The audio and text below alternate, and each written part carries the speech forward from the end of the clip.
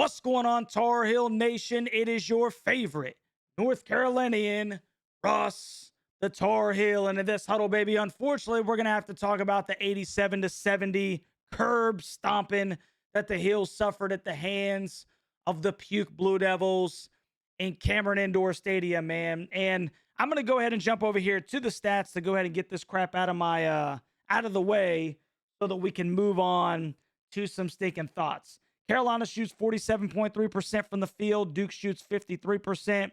Carolina did shoot 37% from three. Duke, once again, shot 50, bro. This has been a staple against Carolina the past couple of games, teams shooting above 50% from the field and three. This is not exclusive to Duke. This is more about the Carolina defense.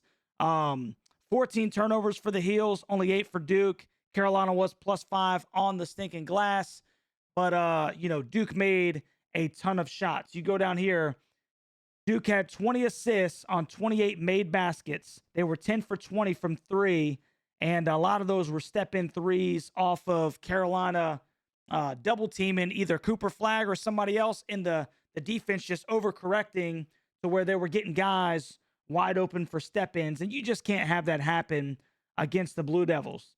Free throw disparity, excuse me.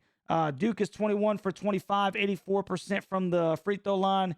Carolina had 11 less free throw opportunities. The final score is a 17-point spread. So Carolina, didn't get to the free throw line as much as the Blue Devils did. Carolina did have 12 offensive rebounds. Duke only had 7. They don't really have a typical big man, so it's not necessarily a matchup nightmare down low. However, Carolina just couldn't get anything going in the paint, and a lot of that has to do with the scheme, and we'll talk about that in just a second. Fast break points were 10 apiece. A lot of these were Carolina down the stretch in the later stages of the game, so there's kind of an asterisk by that. But obviously, another thing here is that Duke had 19 points off of 14 turnovers from the Heels. Now, one of the things that I said was going to be necessary, I thought that we'd have a big game from RJ. I thought we'd have a big game from Ian. Unfortunately, neither of those things happened. RJ finished with 12 points. He was 4 for 11 from the field, 2 for 4 from three. Probably not enough shot attempts from him to really get going. He was having a little bit of trouble finding openings. And once again, we'll talk about that in a second. Scheme. Ian Jackson only had 8 points. He only had 6 field goal attempts. Elliot Cadeau had 8. He finished with 5 turnovers and only 3 assists. But the interesting thing is that, I think EC had either 3 or 4 in the first 5 minutes of the game.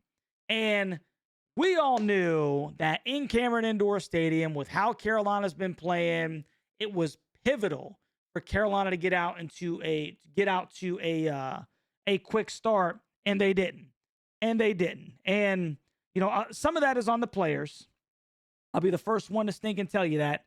A lot of that is going to be on the players, but a lot of it also is I got to stink and put some of this at the feet of Hubert Davis. Now, listen, this channel is going to be, I've told you guys this from the beginning, man. These are my personal opinions, bro. I don't get paid to coach the Tar Heels. You can take this or you can leave it. But this is one of the things that I stink and noticed. All right. And let me get to the right screen. I apologize for being on this daggone screen. This is one of the things that I stink and noticed. Okay. Carolina comes out, arguably the best player in the entire country, Cooper Flagg, who is at 6'9", over 200 pounds. Seth Trimble gets the assignment to guard him. Now, I said that what I thought needed to happen was that he needed a more athletic, longer guy to guard him. I was very surprised that Seth got that assignment. I thought, worst case scenario, Drake would draw that assignment. HD decided to go with Seth Trimble, and that was in the first half. That was additionally in the beginning stages of the second half. I didn't think that was a good matchup for him. I didn't think, that was a good way to start this game. And Cooper started off with, if I'm not mistaken, a quick 9 points. within the first maybe 10 minutes of the game. And, you know, not only did he start off with those 9 points, but because Seth Trimble was guarding him, HD decided to go with the double team whenever he had the ball, basically inside the 3-point line, it seemed like. And that led to open guys on the wing. I mean, Cooper Flagg is just turning and facing, right? Because this is basketball 101. You got the ball at the top of the key. You turn and face, triple threat. You make a move, right? You're not just going to hold the ball. All right. You got 3 choices. You can dribble, shoot, or pass. And he would just right over the top, swing it to the stinking wing for some guy with a step in 3. A lot of this is predicated on the matchups. I wanted Jay Witt. Now, Jay Witt came in later in the game, and Jay Witt, seemingly, aside from the time where he left him alone at the top for a 3, I thought that he kind of showed what a more athletic guy can do. I mean, Jay Witt's 23. He's 22, 23 years old. Cooper Flagg is 17, 18. And I said that I would have challenged him. I need you to lock this daggone freshman down. I understand that Cooper is good, and I understand that's easier said than done.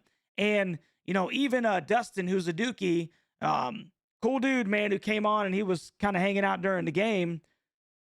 He said Cooper's going to get his 18.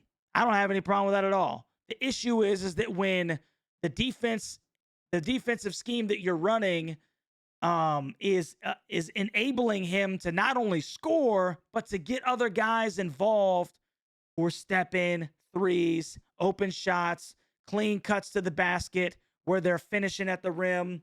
And that's the issue. And so, I believe wholeheartedly that because of the man-to-man principles that were obviously not working in the beginning stages of this game, and the matchups that we decided to go with, we got into a huge hole in the beginning of the game, bro. And Carolina obviously was never able to bounce back. I think Duke at one point led by 32, if I'm not mistaken. And I think 32 was the largest lead for the Dukies. Yeah, 32 points. And so this is what I was trying to convince people. I believe that if Jay Witt was tasked with guarding Cooper Flagg, okay, and he got extended minutes in this game, because listen, different personnel call for a different lineup. All right. Duke is the biggest team in the country, and we still came out with 4 guards, 4 of them. That's gotta sit in, man. That's gotta thinking like I mean, it's got to stink in. You guys, you got to understand where I'm coming from, bro. RJ Davis listed at 6 foot. Seth Trimble, 6'3". EC, 6'1", listed at. Ian Jackson is what, 6'5", and Vin Allen Lubin is 6'8". Small lineup against the biggest lineup in the country. And we came out with that down 22 at the break. We came out with another 4-guard lineup to start the stinking second half, man. So, I think there are ways that we can match up. There are ways that we can affect this game. There are ways that we can make Duke look not as good as we made them look, because I do believe that we made them look better than they are. And I do believe that we can also additionally look better than we allow Duke to make us look. If Jay Witt can contain, not talking about shut him down, contain, put an athlete on him, and then you put a guy like Drake Powell on the freshman Knipple, guess what? This is a totally different ball game. Knipple had 22 points. 22 points. He had RJ on him a couple times this game. I think EC guarded him a little bit. He went 7 for 11 from the field, 2 for 4 from 3, 6 for 7 from the free throw line, and he kept backing down the littler guys. He also had 5 assists. The matchup issue.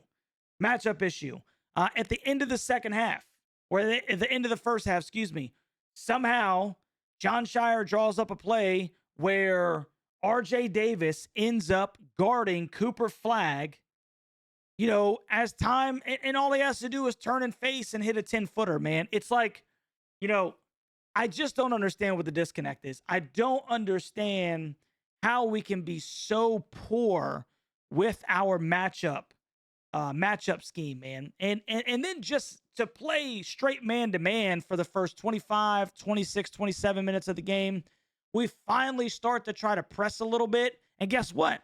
It affects Duke. I think they went 1 for 2. We got a turnover on the third time that we trapped, but it ended up becoming a jump ball that was self-inflicted. And the point that I'm trying to make, all that to boil down to is this, okay? Once again, if you're a Duke fan, bro, come in here, strong chin, baby. I'm ready to stink and take these punches, okay? But I'm just telling you what Russ the Tar Heel would do if I was coaching, man. When y'all come to Chapel Hill, I'm telling Jay Witt to guard Cooper Flagg. I'm putting Drake Powell on Knipple, or maybe even Tyrese Proctor. And then, you know what? The rest is just going to be, it is what it is, man. I just need to stink and contain those 3 guys. And I think that we have the personnel to where we can defend them much better than we did. I'm not saying that Carolina wins when Duke comes to Chapel Hill. That's not what I'm saying. But I do still believe that Carolina has the ability. And, the players are complicit. The coaching staff is complicit. But when you're a player, yes, you're the one out here, pushing the ball, shooting the ball, making the passes, et cetera, et cetera, et cetera. But it is the coaching staff that tells you what defense you're in. It is the coaching staff who says, this is your defensive assignment. It is the coaching staff that says we're switching on high ball screens. It is the coaching staff that allows for RJ Davis to be covering a 6'9" Cooper Flagg as the shot clock, or the first half is winding down. It's the coaching staff that says, hey, 6'3" Seth Trimble, I want you to guard the 6'9" Cooper Flagg. That is coaching. And so I don't know what's going on. I don't know where the disconnect is. I feel like I'm in the twilight zone sometimes because, one of the things that I said needed to transpire was obviously to defend Cooper Flagg. And I would have never guessed in a million stinking years that Seth Trimble would have gotten that assignment. And if you think that's insignificant, I don't know what to stinking tell you, man. The guy went for stinking 22, and he got everybody involved. Everybody. 22 points, 5 assists, 5 rebounds. So this is what I'm telling you. Seth Trimble should not be guarding him when they come to Chapel Hill. Goodness gracious. He shouldn't have been guarding him in the first place. That's an assignment for an athletic guy like Jay Witt. That's an assignment for an athletic dude like Drake Powell, who's at least a little bit taller, that can match up with him and give him some kind of, pushback. And we just didn't see that. We just did not see that at all. And Duke got out to a big lead, and Carolina was taken out of this game from the jump. And you know what? I'm telling you right now, I don't care if you don't like this or not, they got taken out from the jump because of the matchups from the coaching staff.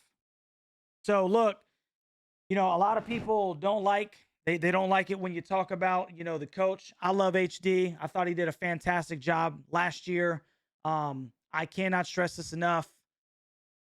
I don't know what I'm watching, and like I said, I'm not just trying to be a Monday morning quarterback here. These are things that I'm asking for before the game starts.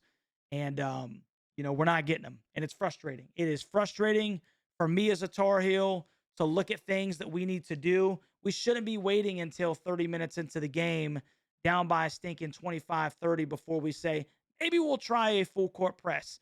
How many times does Duke have to just abuse your man-to-man defense before you say, you know what, it's not working, let's try something else? I don't know why it takes 30 minutes. I don't know why it takes 30 minutes. Carolina goes to it. Yes, Duke took a couple of guys off the floor, but they ended up stinking and making a run, a little bit of a push, at the end of the game. And Carolina actually won the second half. So, maybe let's just do those things at the beginning of the game. Maybe that's what we should do.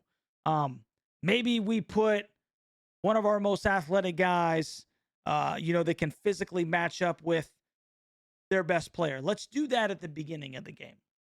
That's all I'm saying. And once again, man, it's a game where RJ's got to stinking cook. You got to draw it up for him, dude. Got to draw it up for him. I needed a big game from RJ. Didn't get it. Needed a big game from Ian. Didn't get it.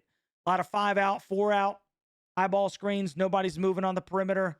It's just, it's one-on-one NBA style ball, man, and it's not working. Carolina scores 70 points, dude. So I'm extremely frustrated. If you're a Duke fan, obviously you should be in here talking crap, bro. Make fun of me. Make fun of me, man. I mean, I am at the, this is what it is. I'm a diehard Tar Heel, and I am at the begging mercy of HD. I am.